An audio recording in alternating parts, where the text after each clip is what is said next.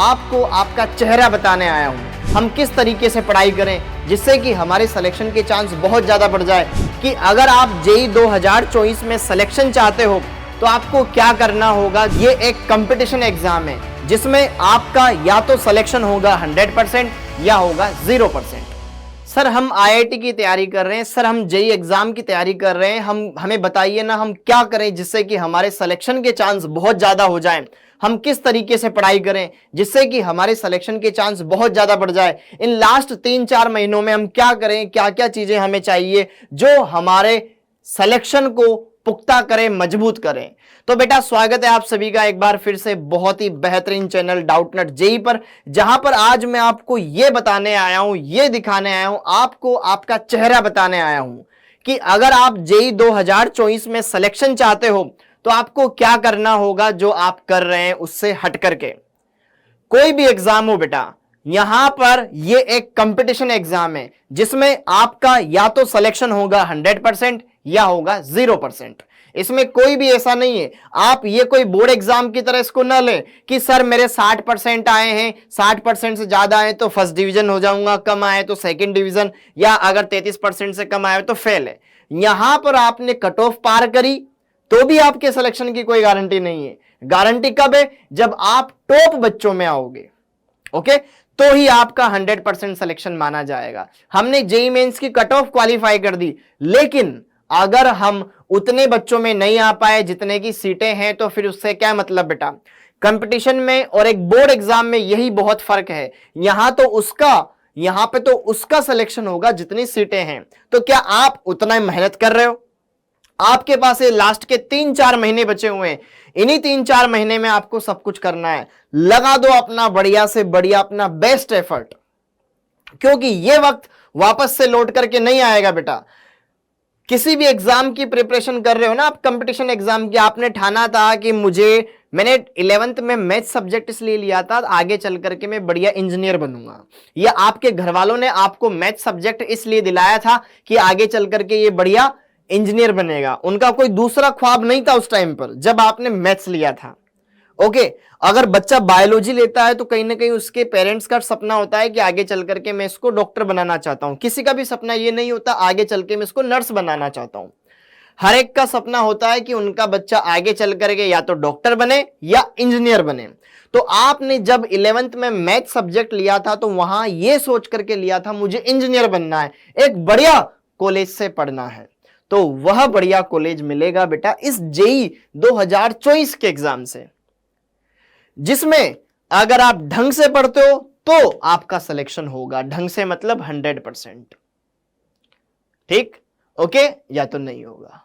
क्या आपने उस तरीके से मेहनत करना स्टार्ट किया या नहीं किया है? क्या अभी भी हम इधर उधर की बातों में लग रहे हैं?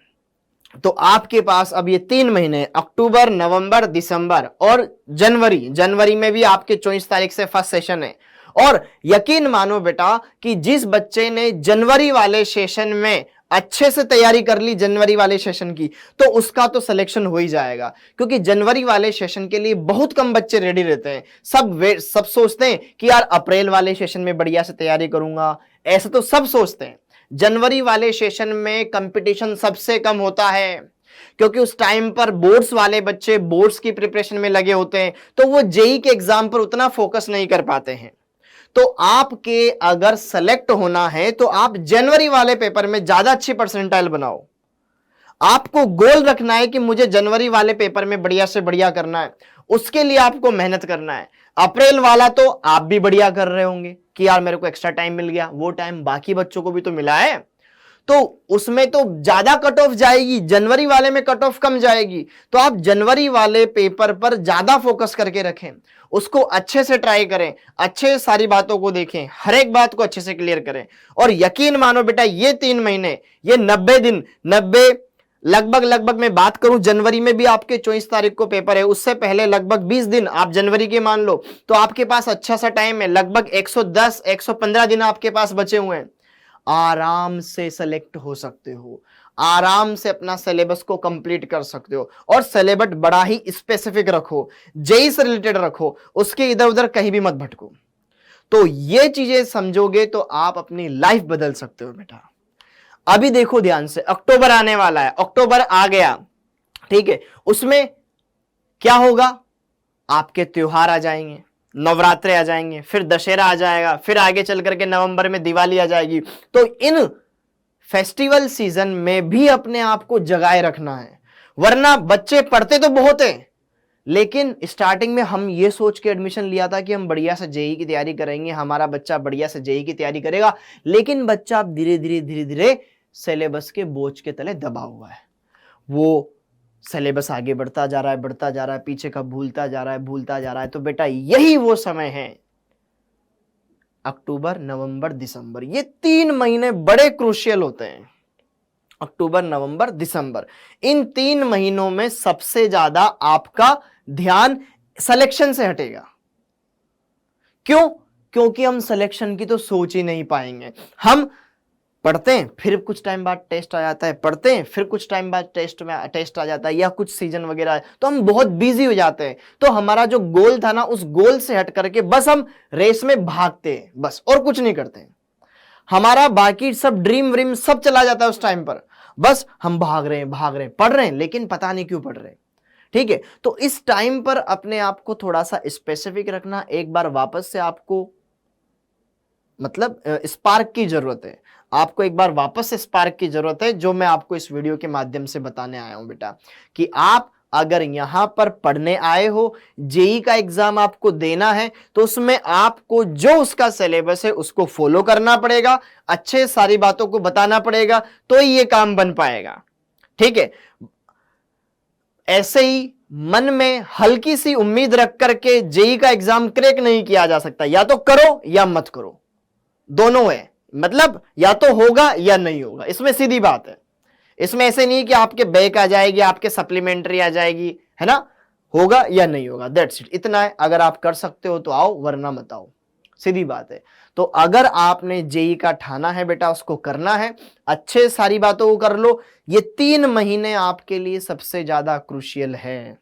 अभी सारे त्योहार भूल जाओ, सारी शादियां भूल जाओ, एक बार इंजीनियर बन जाओ, आईआईटी में चले जाओ, फिर बाद में शादी वालों से मिलने चले जाना, उनको ज्यादा अच्छा लगेगा कि उस टाइम पर मैं आईआईटी की तैयारी कर रहा था, जेईई मेंस की तैयारी कर रहा था, उस टाइम पर नहीं आ पाया, आज मैं आईआईटी बॉम्बे में हूं, तो फिर मैं आपसे मिलने आया हूं। उनको ज्यादा खुशी होगी, आपके पेरेंट्स को ज्यादा अच्छा लगेगा कि यार एक आप बढ़िया कॉलेज में गए, आपने टाइम की अहमियत समझी उस टाइम पर। तो आई होप आप ये बातें समझ पा रहे होंगे बेटा। तो आपको लग जाना है, जुट जाना है, अभी और भी कोई भी काम नहीं करना है। सोशल मीडिया बिल्कुल बंद कर दो, ना के बराबर। जब आपका फोन आपके लिए बस उतना इस्तेमाल करो जितना कि आपकी जरूरत है। आपको कोई चीजें पढ़नी हो उनके लिए इस्तेमाल कर लो, बाकी अदर कोई सोशल ऐप इस्तेमाल ना करें, इंस्टाग्राम, फेसबुक, बाकी सारी चीजें आप बंद कर दो। थोड़ा सा अगर आपको व्हाट्सएप का जरूरत पड़ता हो तो व्हाट्सएप का यूज कर लो, बाकी सारी चीजें आप बढ़िया से बंद कर दो और सोचो कि बस मुझे जेई कैसे करेक्ट करना है। ठीक है, चिंतन करो, चिंता मत करो। ठीक है, चिंतन करो कि कैसे मैं कर सकता हूं। ठीक है, तो उसके लिए आपके टीचर्स आपके साथ है, पूरे की पूरी टीम साथ है, जहां पर भी आप पढ़ रहे हैं। अगर जो बच्चे डाउटनट पे पढ़ रहे हैं बेटा, तो डाउटनट के टीचर्स आपको टाइम टू टाइम गाइड कर रहे हैं, तो आपको परेशान होने की बिल्कुल भी जरूरत नहीं है। ओके, और अगर आप चाहते हैं कि सर मुझे थोड़ा सा और बेहतर तरीके से चीजों को पता चल जाए, क्योंकि इस वीडियो को बहुत सारे ऐसे बच्चे भी देख रहे होंगे जो चाहते तो हैं जेई का एग्जाम देना, लेकिन उनको पता ही नहीं है जेई में किस टॉपिक में कितना डेप्थ में क्वेश्चंस पूछा जाता है और उसके टॉपिक को कितना अच्छे से क्लियर किया जाए। तो उसके लिए बेटा डाउटनेट पर जेई के कोर्स को आप खरीद सकते हो, और वो भी मात्र 50% के डिस्काउंट पर। प्रेजेंट टाइम पर डाउटनेट पर आप जो भी जेई का बैच खरीदोगे बेटा, उसमें आपको 50% डिस्काउंट मिल रहा है। तो बताओ अपने घर वालों को, इस चीज के लिए जिद करो। हम जिद करते हैं तो हम कहीं ना कहीं दूसरी चीजों के लिए जिद करते हैं, कभी हम अपने फ्यूचर के बारे में जिद क्यों नहीं करते? कभी आपने इस बारे में जिद करी है कि नहीं मेरे को डॉक्टर बनना है, नहीं मेरे को इंजीनियर बनना है, नहीं मुझे ये कोर्स चाहिए, इसमें मेरे को बढ़िया से मिलेगा, ये वाला कोर्स मुझे चाहिए, यहां पे इन टीचर से मुझे पढ़ना है, इनके लिए जिद क्यों नहीं करते हो आप? हम अपने घर वाले जिद करते हैं कि हमें कुछ पैसे दे दीजिए, या मुझे कहीं जाना है, मैं अपने दोस्तों के साथ बर्थडे पार्टी में जाना चाहता हूँ, या मैं घूमने जा रहा हूँ। इन चीज़ों के लिए हम जिद करते हैं, हमें मोबाइल चाहिए, हमें ये करना है, वो करना है। लेकिन उसका पर्पज़ अगर आपके लिए फ्यूचर के लिए सही है तो बेटा आपको जरूर करना चाहिए, और इससे वो आपका फ्यूचर बहुत ज़्यादा स्ट्रॉन्ग होएगा। तो आइए अपने परिवार वालों को समझाइए, बढ़िया से कोर्स परचेज कीजिए और बेटा जेई के एग्जाम को क्रैक कीजिए, क्योंकि ये आपके एग्जाम को क्रैक करेगा तो करेगा ही, साथ के साथ आपके फ्यूचर को ही बनाएगा। ठीक है, वो कहा जाता है ना कि यार एक पत्थर तो तबीयत से उछालो यारो, एक पत्थर तो तबीयत से उछालो यारो, कौन कहता है कि आसमान में सुराख नहीं होता। तो मेहनत करो यार। और एक हरिवंश राय बच्चन साहब की एक बहुत ही अच्छी लाइन है, तू ना थकेगा कभी, तू ना रुकेगा कभी, तू ना मुड़ेगा कभी, कर शपथ कर शपथ कर शपथ, अग्निपथ अग्निपथ अग्निपथ। इसी के साथ बेटा इस सेशन को यहीं पर हम एंड करते हैं। आई होप आपने सारी चीज़ें समझी होगी, अच्छे से आप उनको अपनी लाइफ में इस्तेमाल करेंगे, फॉलो करेंगे और अपने ड्रीम आईआईटी कॉलेज को पाने का पूरा पूरा प्रयास करेंगे। तो मुझे कमेंट बॉक्स में भी जरूर बताना कि आपका ड्रीम आईआईटी कॉलेज कौन सा है। थैंक यू बेटा, जय हिंद।